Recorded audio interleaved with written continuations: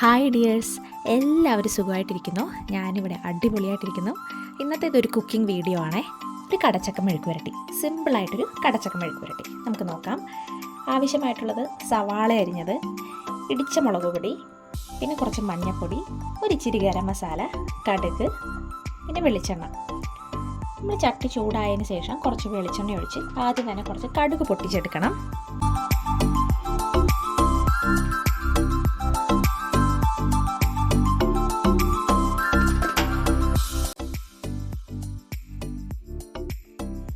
കടുക് ഫുൾ പൊട്ടിത്തീർന്നതിന് ശേഷം ഒരു ഇടത്തരം സൈസിലുള്ള സവാള അരിഞ്ഞത്, കുറച്ച് ഉപ്പും കൂടി ചേർത്ത ശേഷം നമുക്കത് ഇളക്കി കൊടുക്കാം.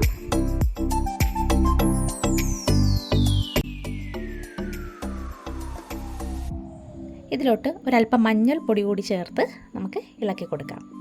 സവാള നല്ല പോലെ വാടിയതിന് ശേഷം ഒരു അല്പം ഗരം മസാല കൂടി ചേർത്ത് ഇളക്കി കൊടുത്തു. സവാള നല്ല പോലെ മൊരിഞ്ഞു വരുന്നുണ്ട്. ഈ അവസരത്തിൽ 2 സ്പൂൺ ഇടിച്ച മുളക് പൊടി, എരിവിന് ആവശ്യത്തിനുള്ള ഇടിച്ച മുളക് പൊടി കൂടി ചേർത്ത് നമ്മൾ ഇളക്കിയെടുക്കുകയാണ്.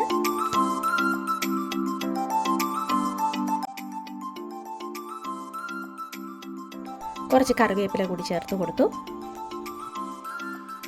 കഴുകി വാരി വെച്ച കടച്ചക്ക കൂടി നമ്മളതിൽ ചേർത്ത് കൊടുത്ത് ഇളക്കിയെടുക്കുകയാണ്. ഇതിൽ നമ്മൾ പ്രത്യേകിച്ച് വെള്ളമൊന്നും ഒഴിക്കുന്നില്ല വേവിക്കാനായിട്ട്. അടച്ചു വെച്ച് ആവിയിലാണ് വേവിച്ചെടുക്കുന്നത്.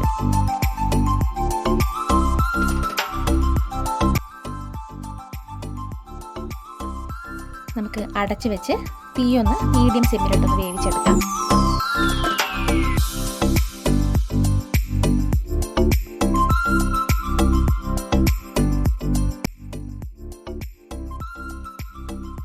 പാകത്തിന് വേവാകുമ്പോഴേക്കും നമുക്ക് തീ ഓഫാക്കി എടുക്കാവുന്നതാണ്.